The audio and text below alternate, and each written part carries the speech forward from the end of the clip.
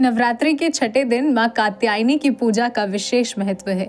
पौराणिक कथा के अनुसार महर्षि कात्यायन की तपस्या से प्रसन्न होकर मां भगवती ने उनकी पुत्री रूप में जन्म लिया और महिषासुर का वध कर देवताओं को आतंक से मुक्त कराया। इसीलिए उन्हें महिषासुर मर्दिनी भी कहा जाता है।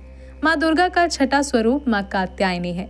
देवी भागवत पुराण के अनुसार उनका जन्म महर्षि कात्यायन के घर हुआ था, इसीलिए उन्हें कात्यायनी नाम मिला।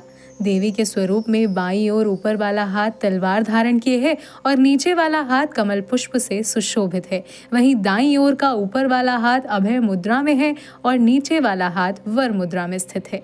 पौराणिक मान्यताओं के अनुसार वन्मीकत नामक महर्षि के पुत्र कात्य से कात्य गोत्र की उत्पत्ति हुई। इसी गोत्र में आगे चलकर महर्षि कात्यायन का जन्म हुआ।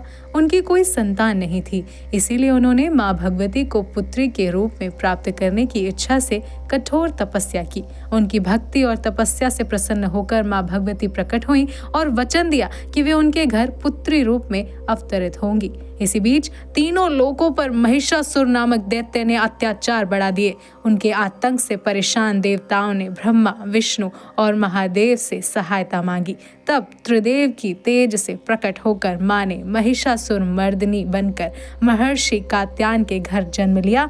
पुत्री के रूप में अवतरित होने के कारण वे कात्यायनी नाम से प्रसिद्ध हुई। कहते हैं महर्षि कात्यायन ने सबसे पहले 3 दिनों तक उनकी पूजा की। इसके बाद देवी ने संसार को महिषासुर, शुंभ निशुंभ और अन्य राक्षसों के अत्याचारों से मुक्त कराया। इस प्रकार मां कात्यायनी को महिषासुर मर्दिनी के नाम से भी जाना जाता है। मां कात्यायनी को अमोघ फल प्रदान करने वाली देवी माना गया है। कहा जाता है कि ब्रज की गोपियों ने भगवान कृष्ण को पति रूप में पाने के लिए मां कात्यायनी की आराधना यमुना तट पर की थी। इसी कारण से उन्हें ब्रजमंडल की अधिष्ठात्री देवी भी कहा जाता है।